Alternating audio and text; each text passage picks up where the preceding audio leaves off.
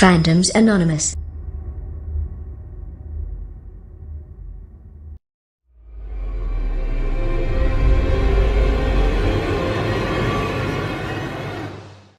What's going on, everybody? Welcome to another episode of Fandoms Anonymous. We're here today to review Guardians of the Galaxy Volume 2. If you don't know who we are already, don't forget to follow us all over social media.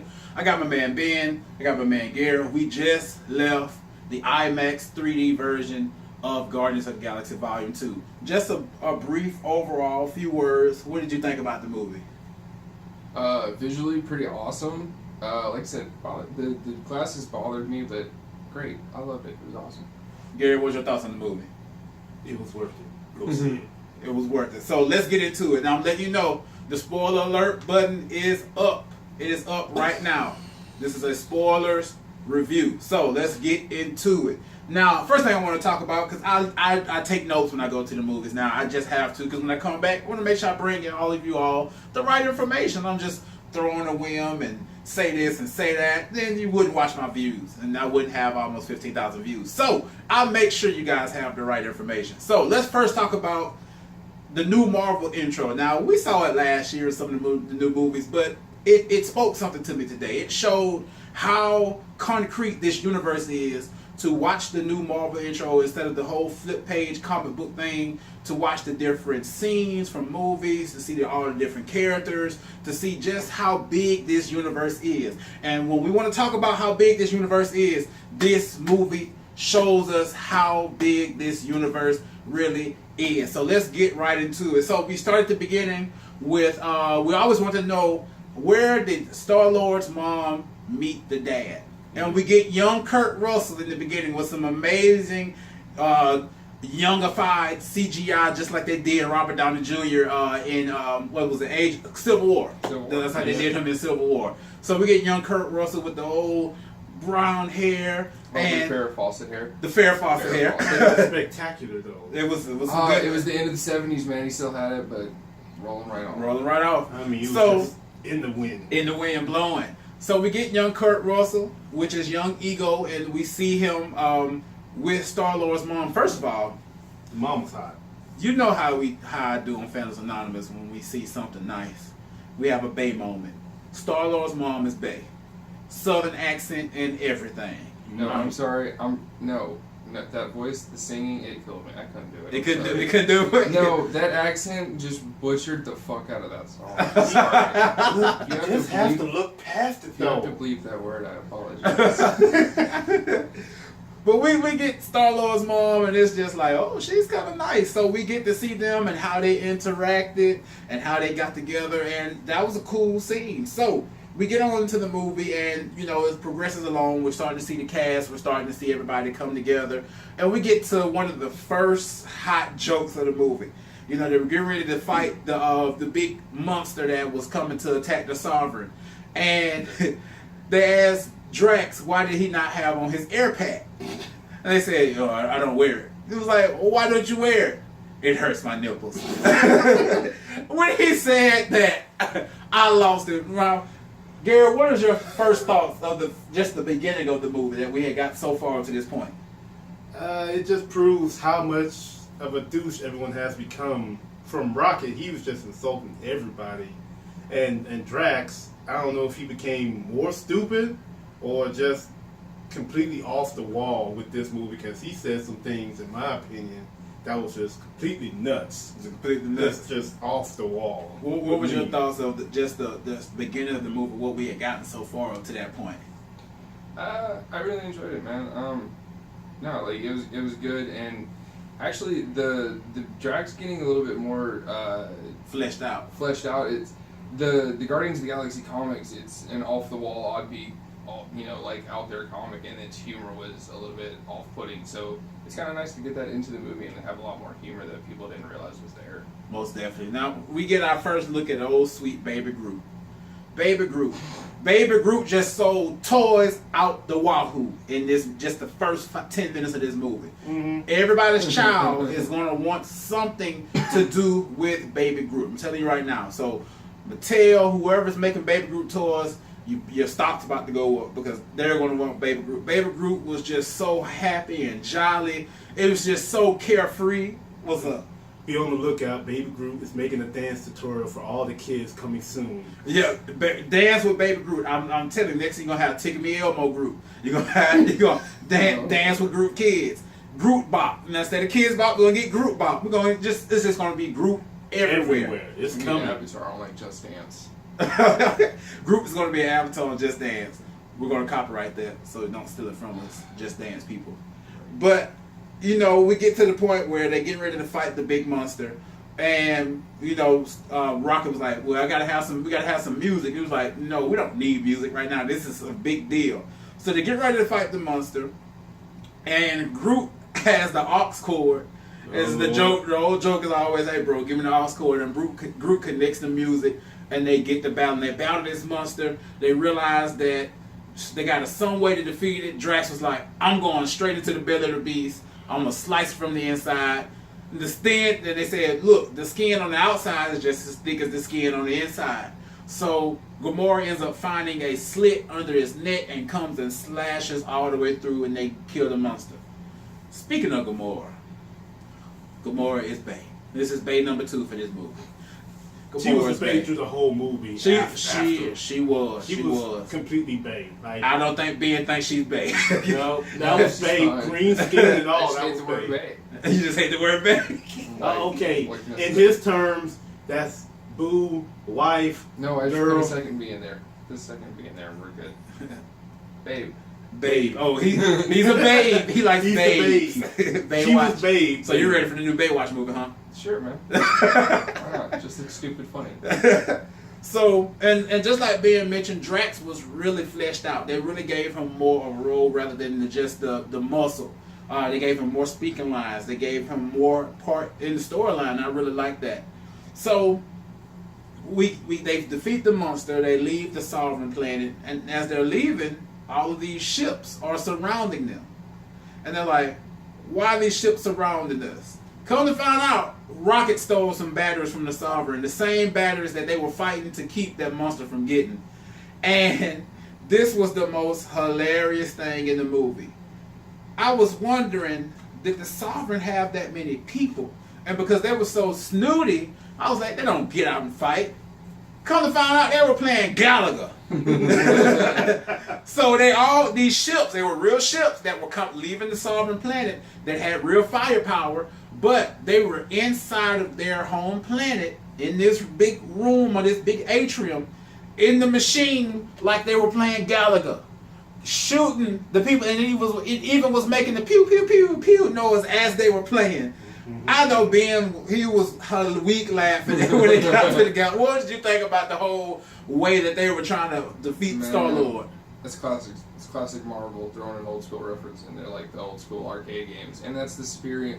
What were they? The superior beings. The superior beings. Of course, they're not going to go out and fight people. They're going to shoot people with their drones. Oh, and that was America at its finest. America at its sitting in chairs, blowing up people in video games.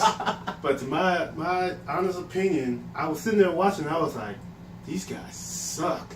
Marvel should have hired me. I would have shot them down in the instant. You'd have You hired need that guy from the Starfighter, that little kid, or like Last Starfighter, whatever it was, old school 80s movie. Yo, that guy would have killed everybody. Marvel would have been over. If you'd have got some real deal video game heads, they would have been Star-Lord done. got shut down. 'Cause if you're like me, you have an agitation to your thumb hitting an A or a B button at high speeds. Or if you're like me, your whole thumb is pressed in after playing so many games. We have old 90s thumbs, just to let you guys know. PlayStation. So we got a lot of different references in this movie, a lot of different hilarious jokes in this movie, especially when, they called Rocket a raccoon. He was like, no, he's not a raccoon. Okay, I'm sorry, I didn't mean to call you a raccoon. Call you a trash pounder. He's like, a trash pounder? Is that worse? Is that worse? No, he said, is that good? He was like, is that good? He was like, yeah, it's good. He looks over at Drax, he's like, no, it's way worse. It's way worse. And then Drax's laugh through this whole movie is just hilarious. Drax just had this big belly laugh throughout the entire film. Now, we end up getting to see the return of Howard the Duck in this movie. And I know when Howard the Duck popped up, everybody was like, Oh, hey, we own them. Let's put them in the movie. We own them. It's a good gag. Throw them on in there. Ben does not like the Howard the Duck. I'm enjoying.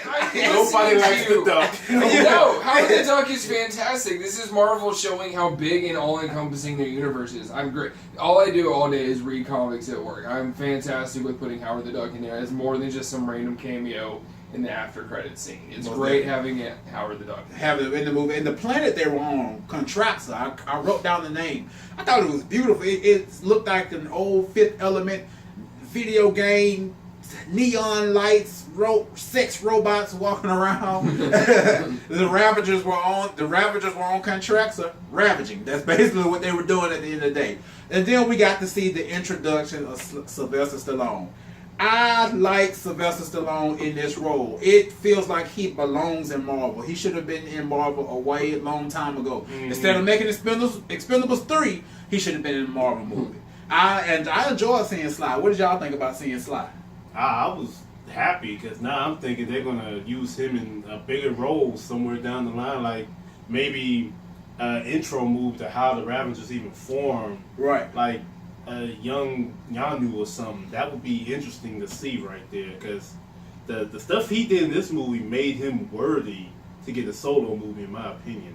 So that's just how I see it. That we're going a little bit too far. We're not gonna get a solo movie. It will be Sylvester Stallone. I don't know if it'll be a solo movie, but I think there'll be something down the road. It'll be something down the road. We'll get to that in a minute. But he looks comfortable in this role. He doesn't look like hey, I'm in this movie because they pay me a lot of money to be in this movie. He looks comfortable. He looks like he belonged in this universe, and that's something I like. We get to the introduction of Ego. Ego comes. They were trying to figure out how did they escape that last attack, and it was because Ego came and wiped out all those ships. Well, we get to see the introduction of Ego, the Living Planet, a.k.a. Kurt Russell. This is where we get to see him in his form as he is now. And we get to see the beginning of the intro to Mantis as well. Right off the bat, Mantis comes in and she steals all of her scenes throughout the movie. There was this one part when she was trying to smile. Oh, she was trying to smile, and Drax was like, "What are you doing?" She was like, "Well, I hear it's customary when for social things to smile," and it's like she could not get her teeth and the lips right. She couldn't get those two things together, and it was just horrible. It was horrible. So they go off. Drax, Mantis, Ego, Gamora, and Star-Lord. They go off to Ego's planet, or they go off to Ego. And no matter how you want to put it, it's Ego. Whether it's Ego standing up or Ego, the living planet itself, they go there and they leave Rocket and Groot and Nebula. We forgot Nebula. They went to the Sovereign after they completed their mission for them to kill that monster.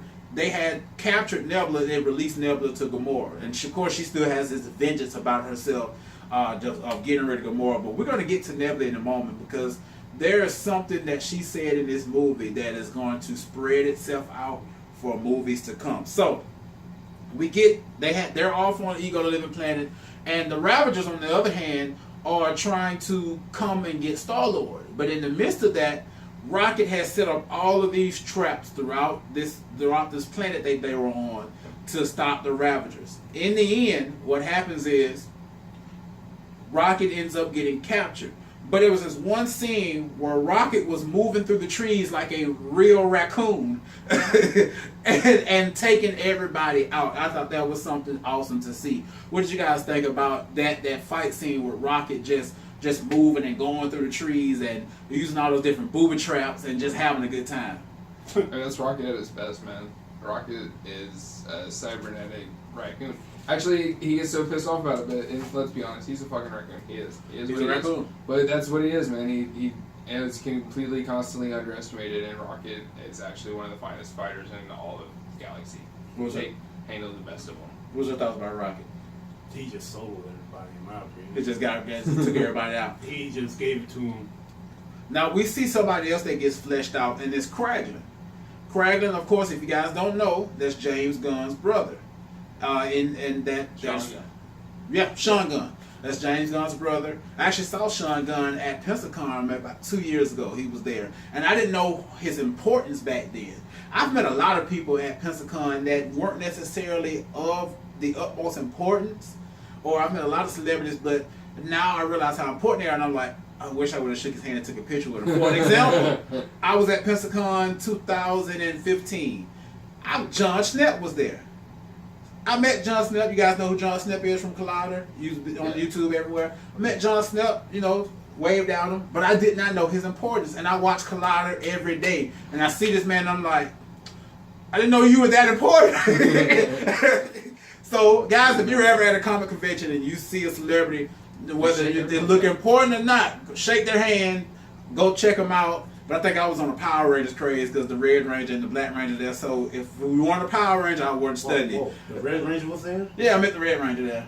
Oh, you suck. I've met just about all of them except for Amy Jo. Yeah, I think I met all of them except for Amy Jo. And Steve Cardenas. I haven't met Steve Cardenas yet. But he's been liking the Families Anonymous stuff on Instagram. I'm coming for you, Steve. We're going to get an interview. Speaking of interviews with Power Rangers, go check out my interview with Jason David Frank on the Families Anonymous YouTube channel. Go check it out. It was an amazing interview. Awesome chance. Awesome time. What am I talking about? Chance. Time. Chance. Now it's time to move on to other stuff. No, it happened. It happened. It's there. And he signed my pop figure. Both of them. So I can say you should show the crowd. The Ravagers end up rebelling against Yondu, and it was just like, okay, the Ravagers like, we don't trust you no more. You went against the code. Every time when we try to go get Peter Quill, you do something to let him go free. And it's because he has a connection with him because of when he went and got him as a child. Now, we learned something very interesting about Nebula and why she looks the way she looks. Now, you're the comic buff. Was Nebula always a machine type? From what I do know about it, she kind of did sort of go that route. Like, it was basically what she said in the movie. She started off, as an alien being or whatever. I can't remember what planet from, but fight after fight just kind of started over time. Thanos started replacing bits and pieces. And that's what we found out. And when we found out more about the relationship between Gamora, Thanos, and Nebula, we found out that Thanos used to make those two fight each other. And every time Gamora beat her, he would replace her body with a machine part. She even talked about how he ripped her eye out one time. And it pulled at your heartstrings. It was like, dang, she's damaged. She's that woman where you gotta, if you get with her, you gotta fix all the bad stuff from the past. And it's like, but it's okay. Anybody can do it. Would you date Nebula? She'll save me in a fight. Every time I look at her, I just see Amy Pond with a bald head. Can't do it after that. Can't do it after that. Nope. Now you're just going to see her with blue skin and a bald head now. Blue skin, bald head. Every time. So that's probably how I'm going to see Gamora now. You'll see Gamora. She can still get it go. Yeah. I love Gamora. That is bathe. That's bathe. The proper word. The actual English word. The actual English word, not the Danish. I don't think it's Danish. It's still English, wasn't it? It's still English. But one of the other things that we got was the fact that we learned that Ego is a celestial. Now, it's not the first time we've heard the word celestial in the MCU, but this is the first time we've actually saw somebody say that they are, in fact, a celestial. And when we get to Ego's planet, it is just so majestic. It just looks like it's full of life. There are no McDonald's and busy streets and traffic lights. This is a beautiful, organic piece of artwork. And every time you see a Guardians movie, you're going to see the colors. They're always going to bring such a good artistic viewpoint of colors. Now, like I said, you read a lot of comic books. I know color is something that's probably big for you. What did you think about the colors of this movie? Man. Dude, the movie was off the charts. Every color you could think of, every skin color, every tone, shade, absolutely all over the place. It was phenomenal. What did you think about the artistic involvement of the movie? I don't think it could have been done any more better than what it did. It was just perfect. Willy Wonka and Dr. Seuss would have had at night. Would have had like a fantastic time just tripping balls and running through those. If it was high. Dude, they're Willy Wonka and Dr. Seuss. Like that statement is just an automatic. If we're gonna do Willy Wonka, we have to do the right Willy Wonka, the Johnny Depp Willy Wonka, because the original Willy Wonka, he would just be floating around, just looking. But since you want to go back to the original Willy Wonka, you got to remember that whole scene in the tunnel where they did all the multicolors, and he was just reciting that poem. That no one knows where it goes. You gotta go to that. Needs to stay buried.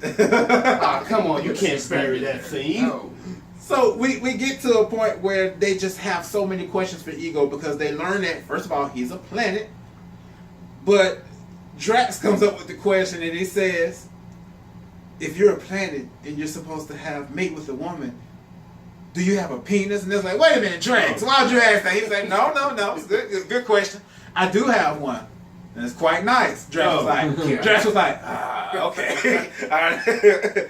Now, I thought that was hilarious. Now, another thing that was hilarious was the guy that took over the Ravagers, Taserface. He made this big war cry, this big speech talking about how he was the new leader of the Ravagers. And, he said, my name is Taserface. And everybody's like, yeah! And Rockets just bust out and start laughing. He's like, Taserface, that doesn't scare anybody. He was like, no, because he said just a name that when people hear it, they'll be afraid. He was like, that doesn't scare anybody. It's not scary at all. Like, what is that? What is it? He was like, it's metaphorical. And the Rocket's just going off, still laughing at him. He's like, you ain't scaring nobody. Your face looks like a burned testicle. Now, we get to something where I said we would get to it in a minute. We get to something very interesting about Nebula. When she's getting ready to leave off, because she's the reason that Rocket and Groot and Yondu got recaptured by the Ravagers. She talked about her hate for Thanos and how she was going to go and literally destroy him. Now, when we get to the comics, Nebula is a big part in the whole Infinity series when it comes to the gauntlet and everything of that nature. What did you think about the foreshadowing that Nebula brought into this movie about her hate for Thanos? Well, I mean, it's setting up. I mean, it's like you said, it's setting up the Infinity War movies, and it's going to be such an epic time period for Marvel. I think what is that actually going to be the end of like the third phase or whatever? That's going to be a huge time, and I mean, there's already foreshadowing everywhere else. The fact that Josh Brolin's already signed contracts with Deadpool or whatever, so it's just setting up how awesome the two-part movie's going to be. Most definitely. What was your thoughts on Nebula's speech about how she was going to get rid of Thanos? And like you said, this will spill over into Infinity War. What were your thoughts about that? I only have really one thought about it, and it raised a lot more questions for me about exactly what part will she play at the final moment when it all comes down to it. Because another point in the whole movie was dealing with Star-Lord being a Celestial. Mm-hmm. Now, my thing is, yes, at the end of the movie we know what happens. We're not just going to get into that yet. But who is going to have the final say when it all comes down to it between whoever and Thanos? Who's going to get the final blow? That raises a lot of questions. And I'm thinking Nebula is going to have one of the final says of what happens at the end of the whole thing. Because her grudge is probably the strongest so far, just because of what he did to her. Right. And Gamora, I don't think she really fully sees it yet. Because, yes, they've had plenty of battles, and the reason that was because Nebula is the way she is because of Gamora. Mm-hmm. And, of course, Thanos. But Gamora is a bigger reason for that. Right. But at the end of the day, I guess they made up, they're cool, but Nebula is on the warpath. She's on the warpath. And you brought something up about the fact that Peter is a Celestial. Now, we didn't necessarily call him a Celestial in this movie, but Ego made it very clear that your lineage is part of me.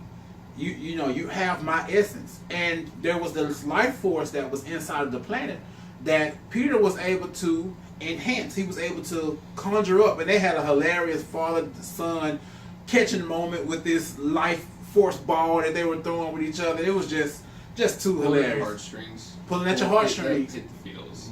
For those of you that don't have no fathers, be prepared to cry at that scene right there. Well, gosh, Gary. All morbid on us. got all significant.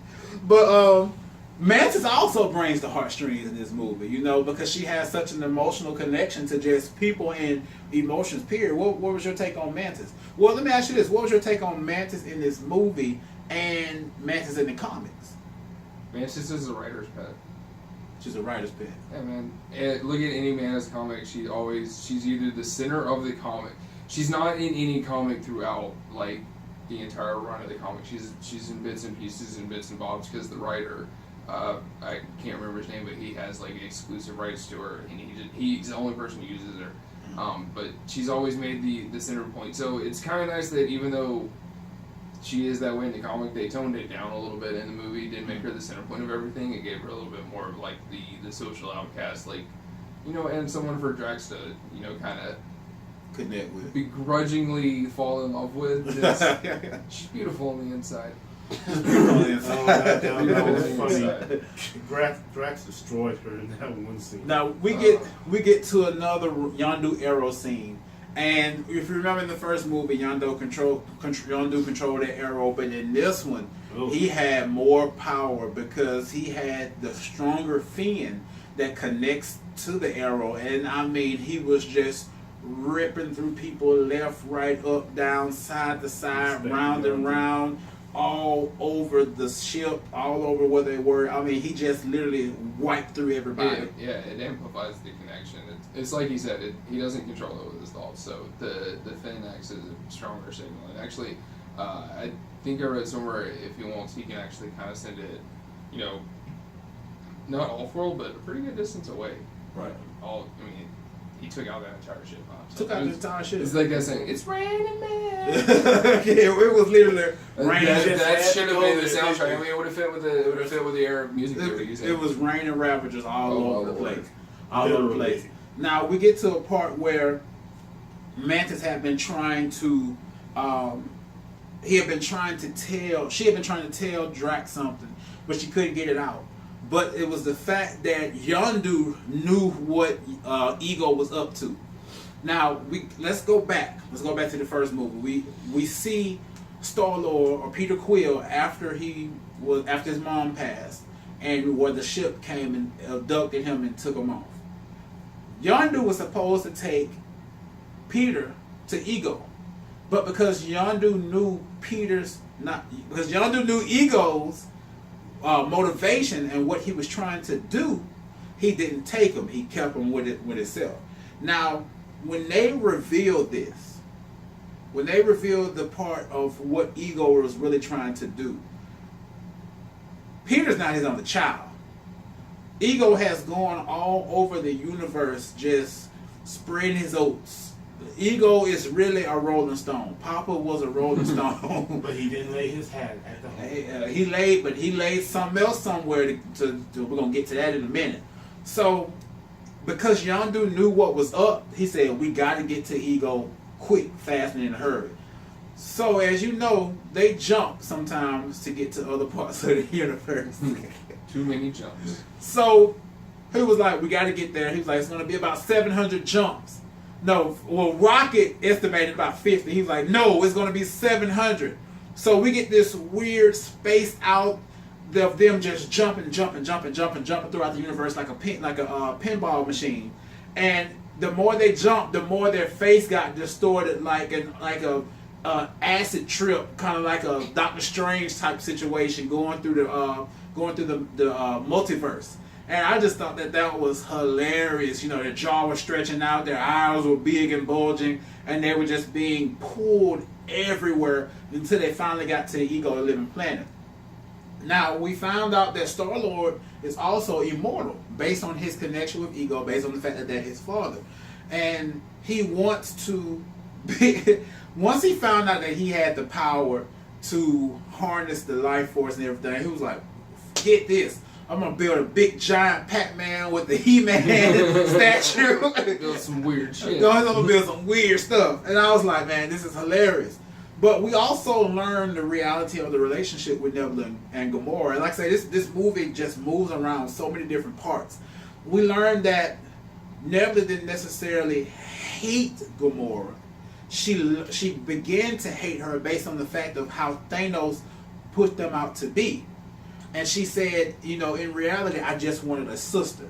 And I was like, oh, it's pulling at the heartstrings again. Family. For family. Family just like Fast 8. That's all about the family. So with movies nowadays. Movies are all about family these days. So we get to something before we get to this big thing. And like I said, I put a spoiler alert at the beginning. So if you've been watching this the whole time, and when I say what I'm about to say, and if you get in the comment section saying that, you know, that's a spoiler, then you just need to go home and just do something with your life, because you're special. Yep. But one thing that Drax said, you know, Mantis came to where he was sleeping, and he was getting ready to tell her something. She was getting ready to tell him something, and he was like, "No, I don't like your kind. I need a woman with some meat on her bones." And I was like, "Oh, Drax likes big women. Drax likes BBW. He likes BBW." But Kevin Feige last week said that Stan Lee is one of the Watchers. And then this movie does the unthinkable. I just preparing to say it. It's just so massive.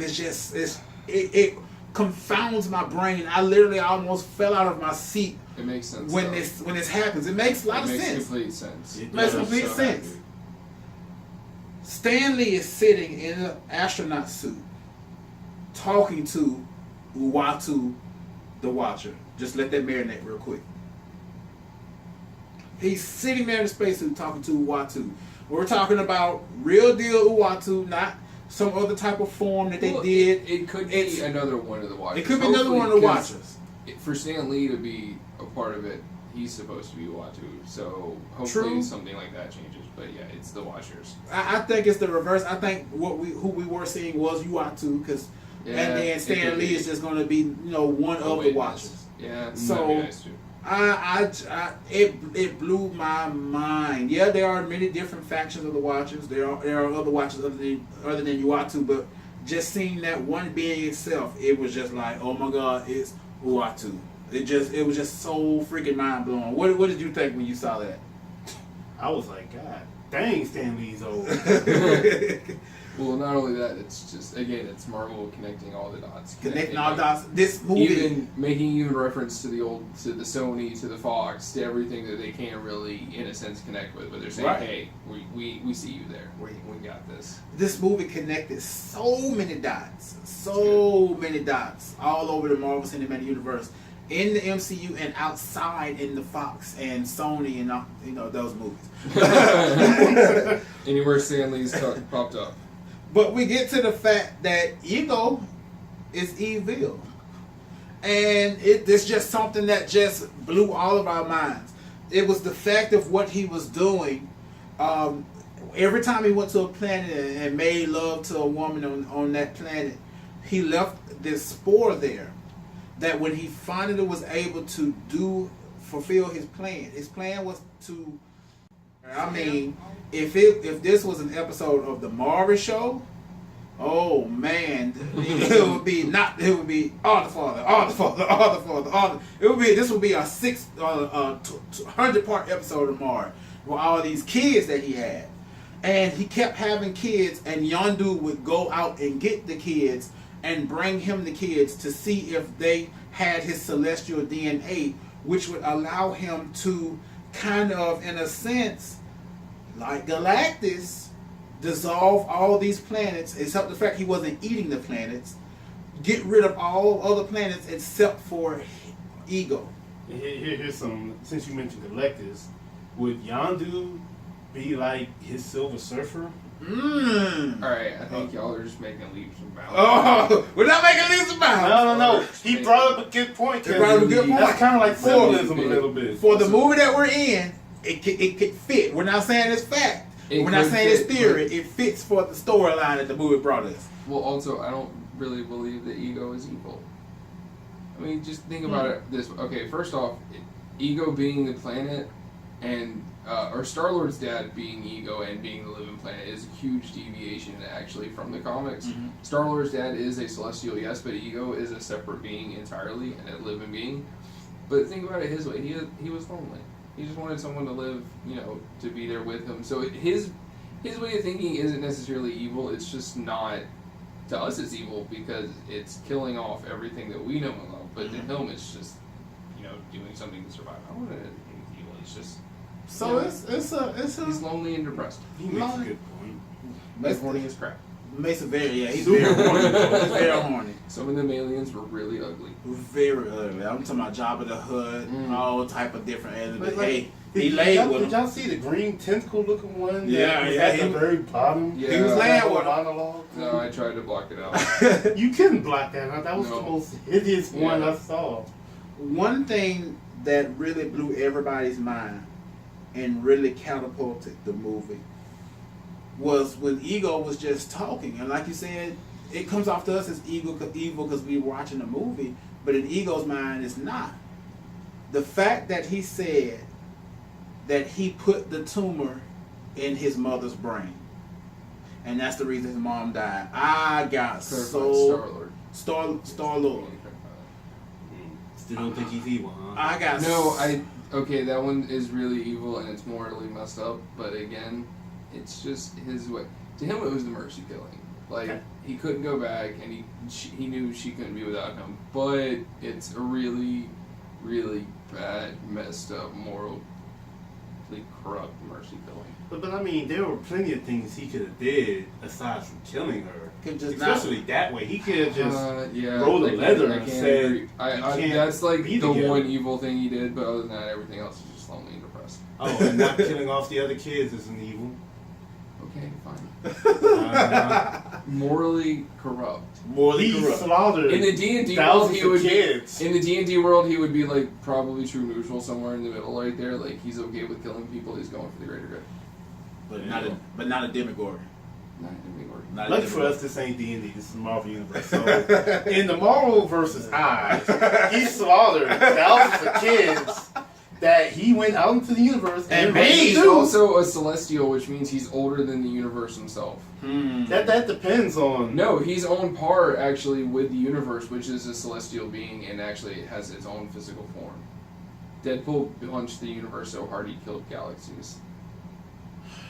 And here we go with Deadpool. Well, We're hopping here. No, we're not hopping. It's just other stuff that I've read. It's other stuff that, and that's why it's always good to have somebody with the comic book knowledge when you're doing a review, because it helps the story get deep in detail with comic books, and of course with the movies itself, and it helps bring it all around. But the fact that he put that tumor in his mom, Yeah, that was messed up. oh, that hurt me. That hurt me real bad on a personal level. And when you see the look on Star-Lord's face when he said that, it's gonna hit you right here. That's gonna hit you. That was the moment because that was you could see the celestialness drain from Star-Lord's eye. Like that was what pulled him out. That was great. That was like the that moment, the way they directed that, the way that was filmed was just absolutely perfect. And props to Chris Pratt for being just fantastic. Most definitely. God. He Now- went off like Vegeta in Dragon Ball Z. That's how gangster he went.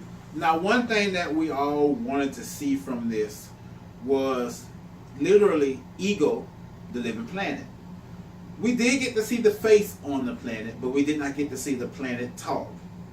Now, I'm kind of 50-50 on that, because I wanted to see the planet talk, the actual planet itself, Yeah, they went with a planet inside that. Yeah, but they it's went, not enough. we saw his mouth and everything talk inside of the planet. And that's all fine and dandy, but when you give me stuff like Ultimate Spider-Man and those other shows, the Avengers Assemble and things of that nature, you show me a talking ego. I want to see a talking ego in this movie. I did. We got to see a talking face, but we did not just get to see the actual planet move and talk. I think that would have been a great addition.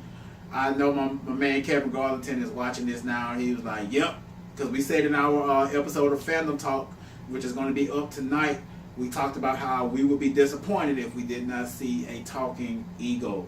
So that's something else we can move forward. It doesn't run the movie. It doesn't run the movie, but it is something that Ego, in his background, who he is, that would have been a good aesthetic to show in the movie. The amalgamation of making the Celestial and Ego the same character instead of having them separate. Exactly. Now, one thing about this movie is that the trailers tricked us. The trailers made it seem like this was something all about the Sovereign, and they did come back in the end because they still want to get Star-Lord and kill the Guardians. But this was an egocentric. This was an egocentric movie. I see what I did there, not what you did. I see what I did there. Maybe I missed something in the trailers, but I don't really remember the Sovereign from the trailers that much. They showed them at one point. Like we saw. I thought it was just like probably something in the beginning, and that was it. But I don't know. For most of the movie, I kind of felt it was weird that there wasn't really a bad guy, which is kind of how I kind of knew it was going to shift towards Ego. But right. Foreshadowing in movies. We got a lot of different references, and we also got something that really just heartstrings again. We got the death of Yondu. Have a moment of silence for Yondu. But it was a deep, because we had just got the realization of the connection between Star-Lord and Yondu, the connection that only Yondu knew. Star-Lord looked at it from a method of, you bullied me, you did this to me, you did that to me. But in Yondu's mind and what he was doing, he was protecting him. He really did. He protected him, because if he had taken him to Ego like he did all those other kids, then wouldn't be a Star-Lord. It just wouldn't be. So, the death of Yondu, it was something like, man, and then they had the Ravagers had a funeral for him. I thought that was beautiful. Fireworks in space. Fireworks in space. I thought that was beautiful. The colors, all of that. Hit me right here. All of that was just awesome. A lot of good jokes. Cosmic dust become the arrow. Cosmic dust. I didn't see it turn into an arrow. It turned into an arrow at the very end. Oh man, I missed that. I missed that. He's right. It did, and then it went right through the parade of Ravagers ships. Just beautiful, man. Just perfect beautiful. Right. We haven't seen an awesome funeral in the MCU since Thor's mom's funeral. I told my wife that's how I want to go out. I want to go out like Thor's mom. It's also like starting to get. I think it's starting to set up how serious and how concrete the Marvel Universe is becoming. Is like you said in the beginning.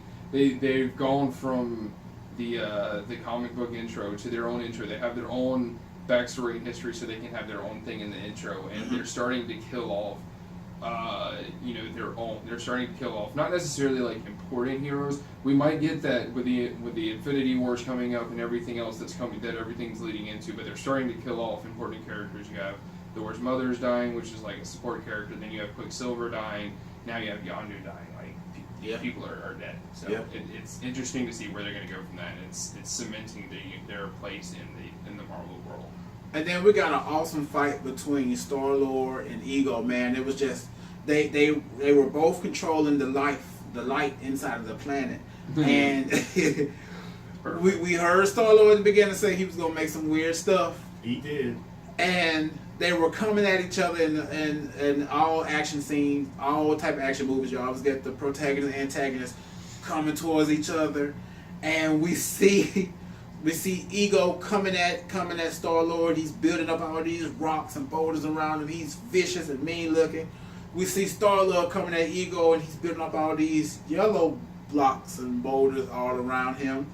And when the screen pans out, you have Ego that still looks like the Thing with all these rocks, and you got Star-Lord that's made himself a big Pac-Man, and he eats Ego. And I just thought that was freaking hilarious. Like it's like Ben said, leave it to Guardians to bring good references to pop culture and all types of stuff. So there's countless references throughout the whole thing. Countless. And the Howard Duck references and just everything that no one understood aside from Star-Lord, but he's going to throw it in there anyway because that's what he knows. Most definitely. And we got to see some other cameos. People got to see my man Ving Rhames. He was there as well, and we also got to see a cameo of something we haven't seen over 10, almost 15 years. We got to see a Zoom. Because Ego crushed. Make those? Ego crushed the things Walkman. existed. Oh Lord, the Walkman. Ego crushed his Walkman, and that was just that hurt him so bad. But Craiglin brought him a Zoom. And he said, "Man, it's got over 300 songs. Over 300 songs." And he just instantly started listening to the stuff. It was a lot of stuff we got in this movie. We got the more fleshing out of Gamora and Star-Lord's relationship. Like, just overall movie. So, before we get into the end credit scenes, just what was you guys over... Because when we get to these end credit scenes, we're really going to get to talking then. Just what were you guys' just overall thought of the movie? It was worthy. It's just more leading into the Infinity War, which is most likely, from my perspective right now, of course we know it's going to be 2 parts, but I believe each movie may be almost 3 hours. No, man, they're not gonna. It's not going to be that long. They got a lot of stuff. They'll be pushing it, but it'll be good. But no, it was a great movie, man. Like, it's Marvel at its best. It's Marvel doing what Marvel's good right now. They got the humor in there. They got the action. They got the visuals on par. So, it's up and up and up from here. Most definitely. Can't do anything better. Now, these end credit scenes came in a certain order, but I'm putting them in an order of importance right now, because there's just like I blew your brains open with Uatu, I'm going to blow your brains open with something else. Oh my God, I gotta prepare myself. We gotta prepare ourselves. So let's start with the smaller end credit scenes. We got Starhawk, which is Sylvester Stallone's character. He's getting the Ravagers back together, because you're different factions of the Ravagers. You got Ravagers from different types of parts of the universe, and he's ganging them together, saying, "Let's go steal some stuff." Now, what they're going to steal, who knows? Maybe they could be going to steal some Infinity Stones. Maybe they could, you never know. It's just so many broad things that they could be doing. But he's getting the Ravagers together. That lets you know that Sly is going to be a part of this universe. So that's something else that lets you know that. Next thing we get another scene with Stan Lee and all of the Watchers. And he's sitting on, and the Watchers live on the blue side of the moon, am I right? Yeah, in the blue zone. The blue zone of the moon, and we get Stan Lee with all the Watchers. Great to have, always good to have Stan Lee in these movies. Always awesome to have Stan Lee in the movies. Then we get angry teenage Groot. Angry teenage Groot is in his room. His room's not clean. He's playing video games. And he actually has an attitude. It went from the whole baby, I'm Groot, to the whole, I'm Groot. He has teenage angst now. Perfect. I'm so ready for Groot to be back to his normal size. And I think that's what Infinity War is going to bring us, because I forget how long they said Infinity War is set off from the rest of the movies. Well, it's not going to be too terribly long, because Guardians 2 it's not even a full year after Guardians 1. It's only 3 months. 3 months It's later. like 6 months or so. So, just excited to see that. And we get the major thing, something that people in Marvel have been wanting since we first saw the Infinity Gauntlet. We go back to the Sovereign Nation, and you have Aisha, who's sitting on her throne. She's in disgust because she was defeated by the Guardians. She's in defeat. The higher ups of the Sovereign are upset with her, and she's sitting there. And one of the Sovereign, they come up, and first of all, this gold skin that these people had, this makeup, the makeup was awesome. And the fact that you had a lot of them in there, not just a few like some movies do. They give you a few of it, and then the rest of the people CGI. You really can't see them, but each and every individual person had the gold makeup, and I thought that was a good aesthetic. But she looks angry. She's in disgust. She looks upset. And the lady comes to her and she says, what are we going to do? She said, I'm going to build something. I want to build something that you never would have thought that we could build before. And she said a little phrase, and the camera pans around, and as she's talking about this, in my mind I'm like, oh, I know what she's about to say. I know what you about to say.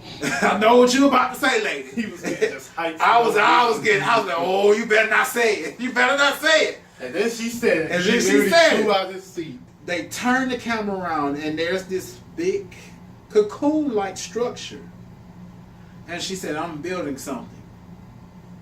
And I'm going to name him Adam. Ah! I'm going to name him Adam on Captain America's shield and everything I love. She said she's going to name him Adam. So that lets us know that Adam Warlock is coming. Not coming. He's in the MCU. Yep. So I want the comic book perspective from Ben, my man, the comics.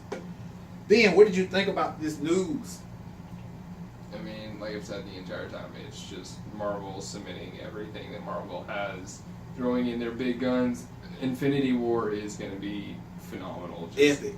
Absolutely. It's gonna be crazy. 60 plus characters have been confirmed for the movie, I believe. Like, it's going to be just insane. It's going to be great to see how they're going to bring everything to Earth, how Earth's going to, because that's the biggest thing with Marvel is that Earth, is this one single solitary planet, but is connected to everything else in the universe, and it's the central point, whatever. So it's going to be great to see how they're going to interlock everything and bring it to the big screen and finally, like, it's childhood and its absolute finest. What was your thoughts on the reveal of the fact that we're going to see Adam Warlock? I flipped out for a minute because I was like, he played a very big part in the comics, and forgive me, but I have to re-knowledge myself about exactly what he did because it's been a while since I've actually read the comic. So as soon as I'm done here, I'm going home and I'm picking it up. My friend. I ain't got work tomorrow, so I'll be perfectly fine. Perfectly fine. That was just something so big. It just took me by surprise, and the fact that we went back to that planet and the fact that we were there in that moment, and it looked like, and when she said she's going to build something, because the people they are built. They're all genetically built. They're all built with this essence. And the fact that she said, well, I'm going to build something, I'm going to name him Adam. I was like, it's really about to go down. She said the next evolution of their species. The next evolution of their species. So, this has been an awesome review. I mean, what else do you guys got to say about Guardians? Like, it was just epic. Just epic. Couldn't have asked for a better movie. Couldn't ask. I just want to talk about the trailers right quick, because 2 trailers stuck out to me, which was the Spider-Man trailer and the Thor Ragnarok trailer. Every time I see that Thor Ragnarok trailer, I just get a little bit geeked up inside just for one scene. Especially that song. Which I know is going to be crazy. Oh, I love that. That is going to be sick. Like when the soundtrack comes out, oh man, that better be the pinnacle song on it, and I will get it regardless. Speaking of soundtrack, Awesome Mix Volume 1 was better than Awesome Mix Volume 2. I gotta say it. I know, because I got it at the house. I don't know. I feel like Volume 2 is perfect. You feel like it was good for the movie, but when you put the 2 tracks together, like, you got to think about it from the movie perspective. The first one's getting everyone hyped for Guardians of the Galaxy. It's setting up what the universe is. The second one, like, you're here, you've been in it for a minute. So, all right, you've been here for a while and then everything, but now, like, let's mellow out. Let's get a big groove and, like, really get into it. I mean, look at how they were. Even though they were fighting the whole time, look at how they were as a team. They're like, they know each other. They know how to make things happen. So no, it was a perfect. It wasn't as upbeat as the first one, but it was still good. It was perfect. Most definitely. Perfect mood was awesome. So, like I said, guys, this has been an awesome review. Thank you guys for joining me during this review. We had an awesome time. Thanks for having me. Most definitely. And you're welcome to come back. This is what we do at Founders Anonymous. This is what we do all the time. But guys, as I always say, if you don't know who we are, we're Founders Anonymous. That's FANDOMS ANONYMOUS. All over social media. Yeah, I do this every video. We're here on YouTube. Don't forget to hit the subscribe button. Don't forget to hit that bell for notifications for new videos. Got some new stuff from dropping on the channel tonight. Also, don't forget to go over to Facebook and join the group where we have discussions about this stuff and more every single day. And don't forget to hit that like button button for the Facebook page as well. Also, go over to Instagram where we're at fandoms_anonymous17 and over there at Twitter at anonymous_fan. Got to give a shout out to my man Kevin Garlington and Hubster Photography out there in the California Bay Area. Man, does some amazing photo shoots of regular people. I mean, well, people are regular, but everyday photo shoots, and he does cosplay photo shoots as well. And can't forget my man Jeremy Branch over there at Beat Terrible Productions outside of Pensacola. Shout out to Jeremy. He's just released the first part of his Movie Monster series that he's doing on his YouTube channel. It's part 1 is out, Vampires, and part 2 comes out tomorrow. He's either going to release part 2 of Vampires, or he's going to release part 1 of Zombies or Werewolves. So check that out on Be Terrible Productions on YouTube. Also check out my man Clay Rogers at Tales of the Blade gaming channel on YouTube as well. He just put up his review from PensaCon 2017, and yes, we know it's late, and he made it mention in the title that it was late. So, because yeah, PensaCon, it's okay, Clay, it's all right. But as I always say, guys, thanks for watching, and if there's anything else, thanks for watching, and have a good one.